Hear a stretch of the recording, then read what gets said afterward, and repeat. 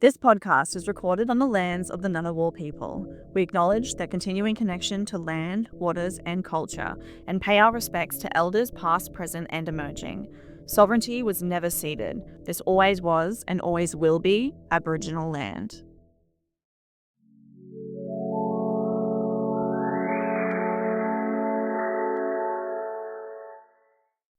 The Run Bitch Run podcast is dedicated to the women in Australia that are taken from us every year due to intimate partner and gender-based violence. The attitudes of men in this country towards women paints a very ugly picture. Fervent denial of gender inequality, victim blaming, and the instant dismissal of abuse claims when a woman steps forward all contribute to the culture of violence that we bear witness to every single day. This podcast aims to help women spot the red flags before it's too late. When we see the signs, we can break the cycle. Before we dive into today's episode, I do want to acknowledge that some of the topics discussed may be triggering or difficult for some people to hear. If you or someone you know and care about is affected by intimate partner violence or abuse, please consider reaching out for help. You are most definitely not alone.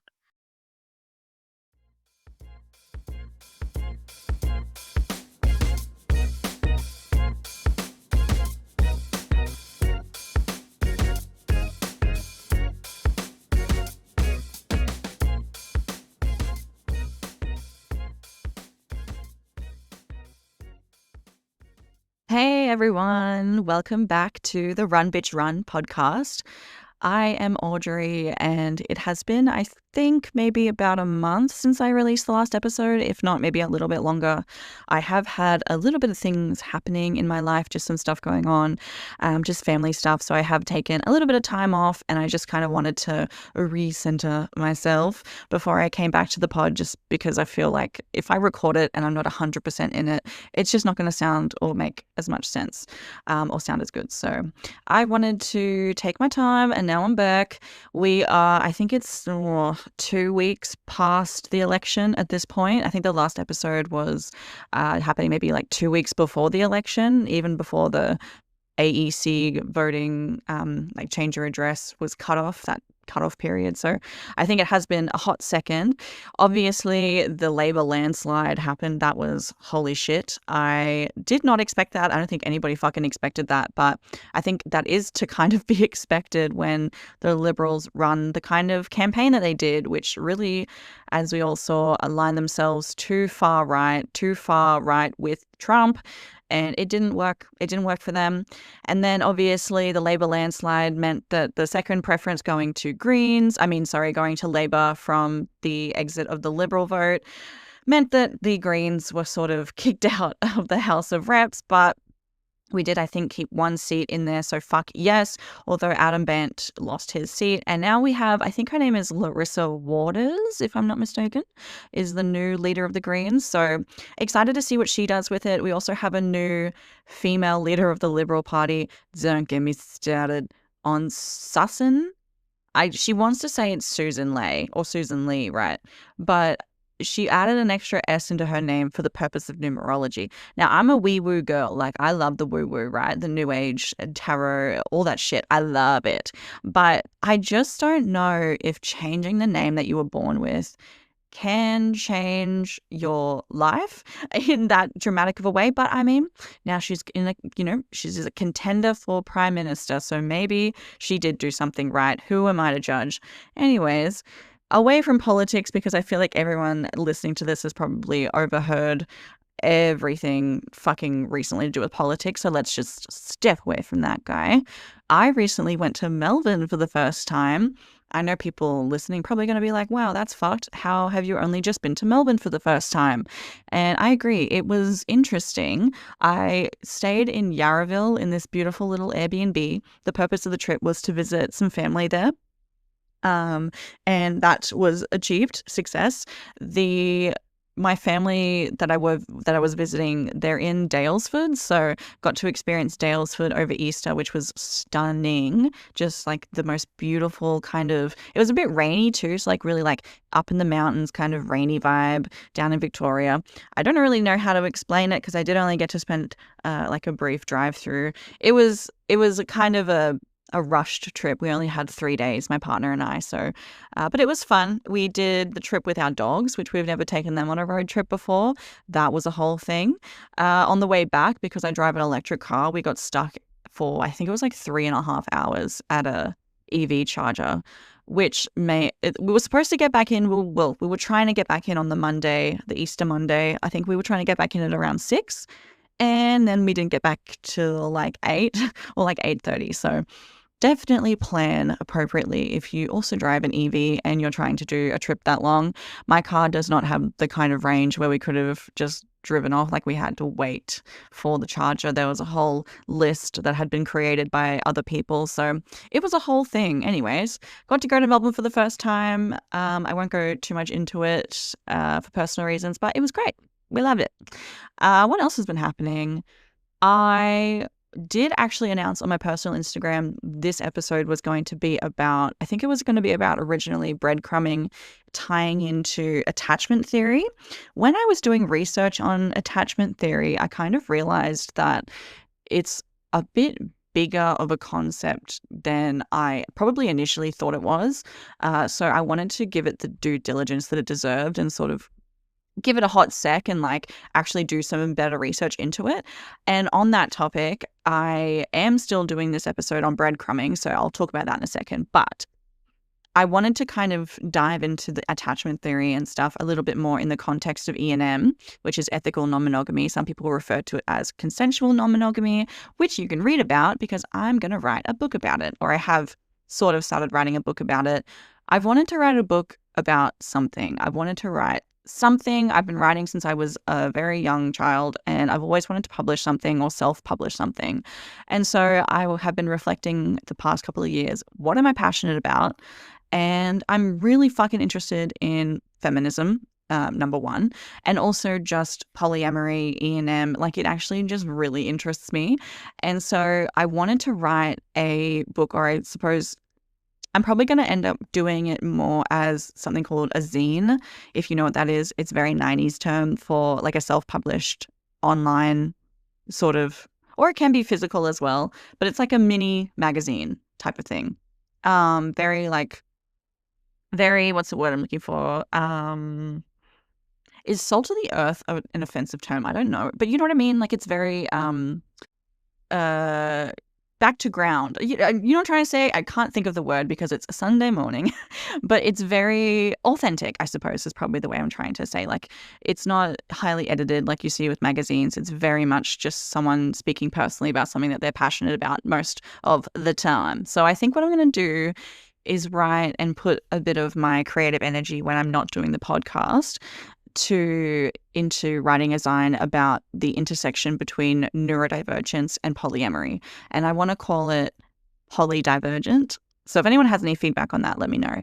I haven't ever seen, I did do some preliminary research and there's nothing else named polydivergent out there. So if you do know of something, please let me know and I will consider changing the name.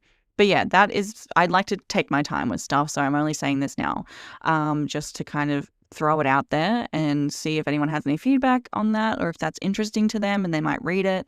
Realistically, it will probably be released, I don't know, sometime in the next 2 to 3 years, maybe sooner if I want to. I really want to invest in a different computer because the one I'm currently using is quite hefty and I would love to be able to take my computer out somewhere and actually write and feel more centered. Do a little, I don't know, a writer's retreat, we'll see. But I just kind of want to put my creative energy when I'm not doing an episode of the podcast into something else that I'm passionate about. And so that's, I think, where I'm going to go with that. So recently I did something kind of interesting, not to air out my own dirty laundry, but I did kind of reach out to an ex of mine just to kind of, you know, put some things to rest. I was honestly looking for closure, and then he initiated wanting to hang out, and I took the bait, you know, the proverbial bait. And then the reason why I wanted to do this episode on breadcrumbing, as you can imagine, is because this person just kind of kept kind of dropping in, dropping out, being quite intense 1 second and then pulling back. And there's probably 1,000 reasons for it, right? Like, I don't really know him anymore. So, like, there's probably 1,000 things that he's going through, some of which I know about, some of which I definitely don't. But regardless of the intent, and I say that generously because, maybe there was negative intent there, but also benefit of the doubt, maybe there wasn't. I think I would safely categorize what happened as breadcrumbing. There were.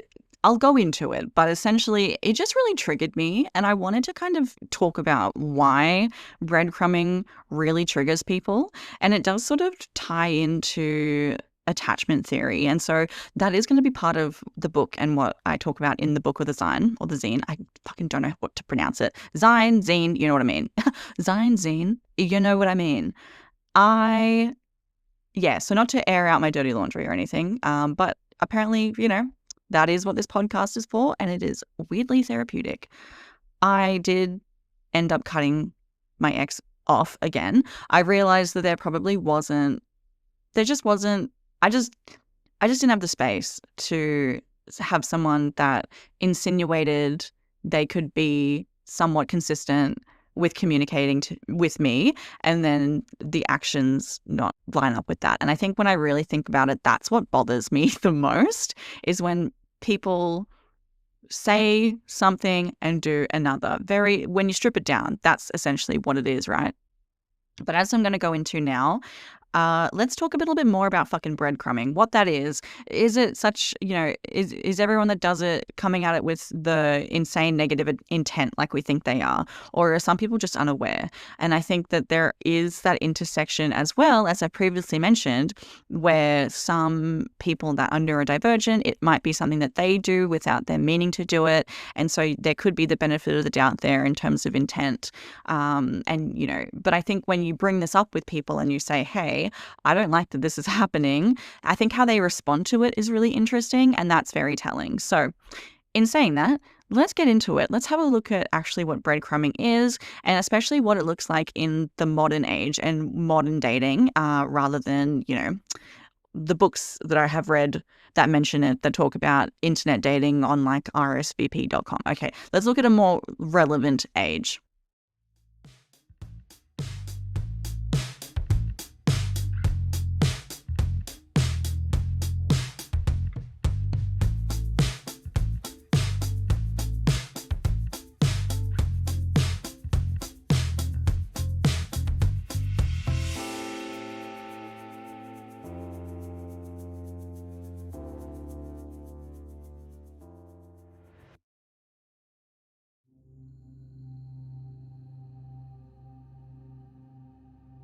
When I date, there's one thing that I've experienced far above anything else, and that is breadcrumbing.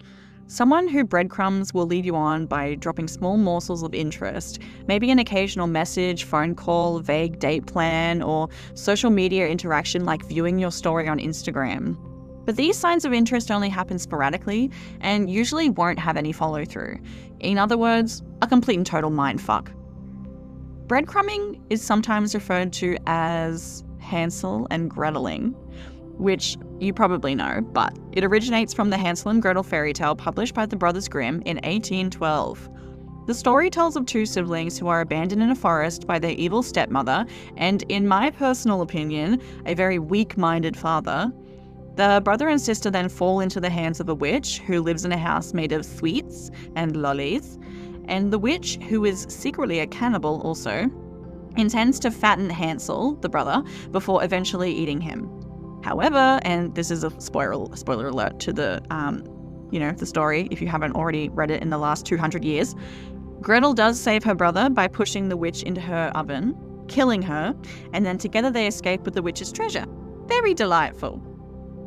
When you like someone who drops these crumbs of interest, you might believe that they do want to get to know you and build a relationship. As soon as their schedule clears up, that is. In other words, it gives you a hope for something that honestly probably won't happen.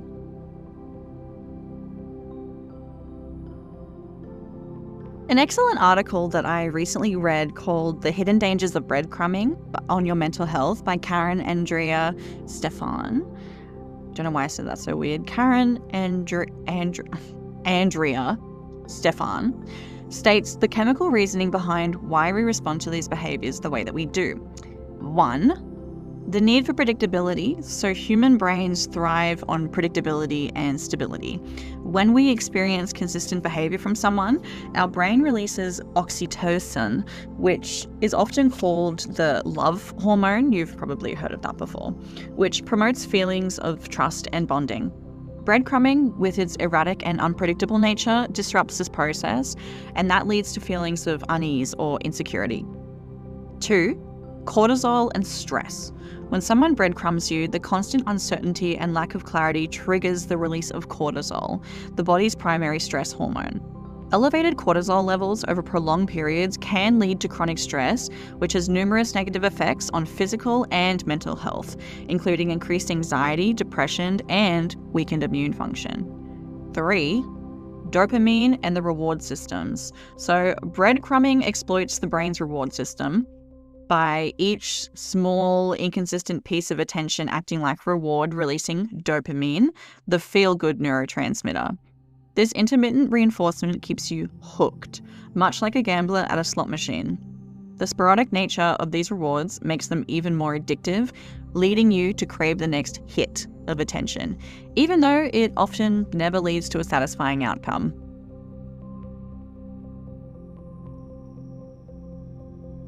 Okay, so I've also written a list now of the kind of ways that breadcrumbing manifests in the 2025 modern dating culture as we know it, right? So we're in a very different world now. Like back in the day, we used to meet people at the library and then we'd phone call and then, maybe they'd ghost you by never calling your home phone again. But now it's like people ghost you, but then they still like your posts on Instagram. It's very odd. So that's number one on my list when they drop off the face of the earth and, breadcrumb you. And they kind of intimately come in, come out, but they don't do anything on the regular, like, maintaining communication. They don't often respond to your messages like they maybe once did, but they're still liking your posts on Instagram. They're still liking your Snapchat stories. Like they're still interacting with your personhood to a degree, but they're not putting the actual effort in, and it makes it very confusing to understand where their head's at. So that's a big one. If somebody is not responding to your messages but has the time to interact with your social media feed, cut them off because they do have time. They're selectively not communicating with you in the way that they know that you would like to be communicated with, presuming that you have obviously explained that to them. But who would respond to that kind of intermittent communication? That's a whole other thing. Anyway, people that kind of intensely jump in and out, big red flag. And I'm not talking about people that will come in, have like a brief conversation, then leave. People that will get really fucking deep with you. And I had this happen to me recently where I was chit-chatting, and separate to my ex that I mentioned, this is just somebody that I was chit-chatting to for like 2 weeks, very deep conversations, and then all of a sudden fell off the face of the earth.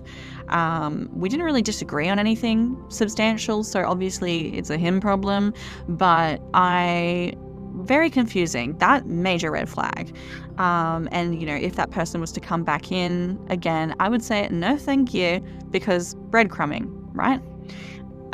People that don't define the relationship, that is also big breadcrumbing red flags. So if you have been talking for weeks, months, whatever, and you are like, even to the point where you're like meeting up, maybe you're sleeping with each other, that kind of thing, and they, every time you want to actually say, hey, what is this? And they dodge, they deflect, or they stop replying, cut them off. Big problem, big problem. Very not worth your time. Those people are often they're not at the point in their life when they can commit, and their actions speak louder than words. So you need to kind of believe who they are when they, reveal who they are. If you're somebody that really likes deep conversations and the conversations you're having with someone are very surface level, I think that's a pretty big sign as well, that they are probably not as interested as they maybe portray themselves to be. And then you kind of have to wonder, well, why are they even talking to me at all? Like, some people just like to have people around. But at the end of the day, if you're clear with your intentions that, you want something serious or, you have feelings for them and they don't respect that, then that's on them. I also wrote down just if you're always messaging first, I find that you can really often tell when someone is losing interest because they just stop responding first. If they're going from messaging you in the morning, good morning, gorgeous, good morning, beautiful, and then a week later, you haven't heard from them and it's like midday, big sign that they're losing interest. And then it's even worse if those people come back, do it again. Hey, beautiful, good morning, gorgeous. And then a week later, they dropped off the face of the earth again. That shits me off. And that is breadcrumbing, big red flag. I also heard, I went on a date recently with someone who, very excellent person. They discussed, they kind of enlightened me to something they went through called future faking, and I ended up researching a bit more into that as well, to the point where I might even do like a whole episode on that because it's very interesting, and that kind of speaks to people's more inability to commit, but it does manifest in like a breadcrumbing essence, I suppose you could say, because they're sort of making very vague plans about the future, like, yes, I want to have kids with you, yes, I want to get married to you, yes, let's do this and this and this, and then you follow up with real steps and they get scared and run away, and that is definitely of the breadcrumbing essence for sure.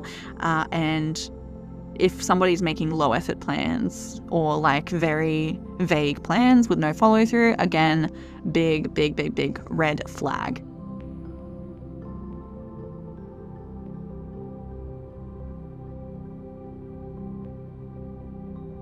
So if you're sitting here listening to the pod and wondering, am I currently being breadcrumbed?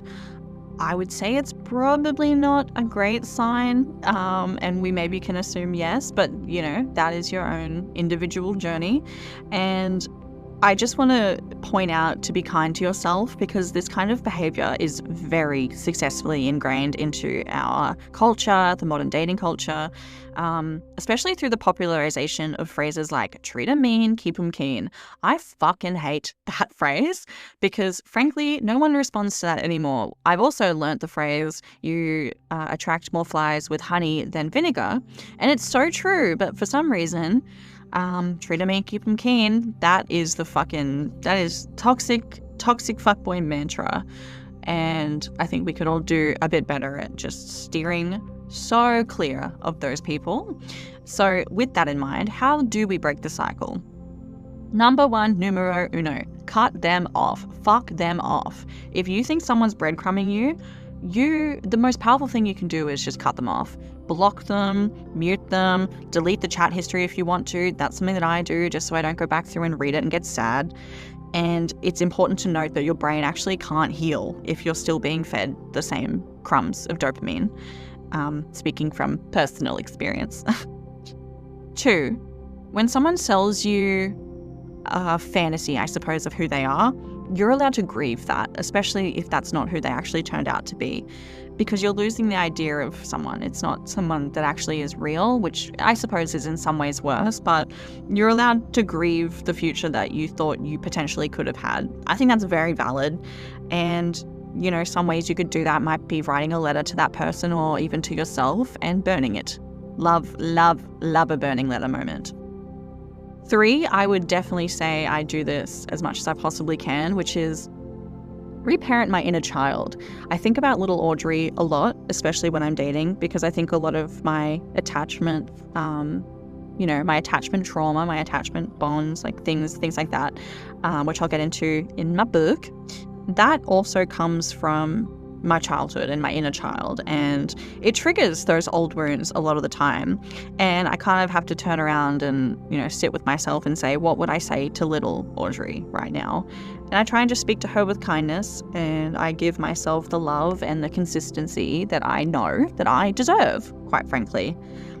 And on that secure attachment also, I just try and practice secure attachment as much as I can, which it's easier said than done sometimes, but it's best. It's easy to do if you can kind of keep front of mind that you should cut people off first and foremost. If they're not treating you well, you can say no to people that are unclear and inconsistent and that don't serve you in a healthy and positive way anymore.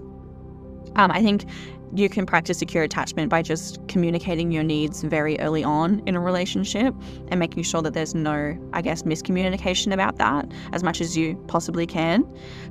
Choose discomfort over confusion. If you do find yourself in a situation where it might be awkward to bring something up, it's always better to bring it up. And also, as I think I might have said previously, just believe people the first time that they show you who they are. If they're inconsistent or if they are not making solid plans, that is unfortunately who they are. And we can't change people. We shouldn't be aiming to change people. We should be attracting the people that we frankly deserve. And finally, I think that it's really helpful to maybe do some therapy. I always recommend therapy, whether that's talk therapy or whatever form works for you. Journaling as well is fantastic, and just working on your nervous system through things like breath work and mindfulness. On the therapy front, EMDR I've heard is really great. That I always forget what it stands for. It's eye movement something, but that is fantastic. I've heard great things. It is very trauma heavy though, so definitely do some research on that if you do want to look at it. But therapy and journaling and working on your nervous system through breath work, things like that, that really helps you kind of get to the core of the issue and, why you might be feeling more anxiously attached to people than you might realize that you do. And that can really help you in future relationships as well. So finally, I think it's really important to remember that you're actually not too sensitive and you're actually not reading into it too much. And I think that a lot of the people online cast judgment on, especially women under patriarchy, as always, like to read too much into it, or you're being too emotional and you're being too sensitive. And maybe you're actually not. And I'm here to say for sure, you're actually not. Your heart is very valuable and you deserve to follow and protect your peace. And that can be through cutting people off. It can be through expressing your feelings as you need to. But you deserve much more than somebody that's breadcrumbing you. You deserve that consistency, the stability, and you deserve to be with someone that can, heal your inner child if you need that.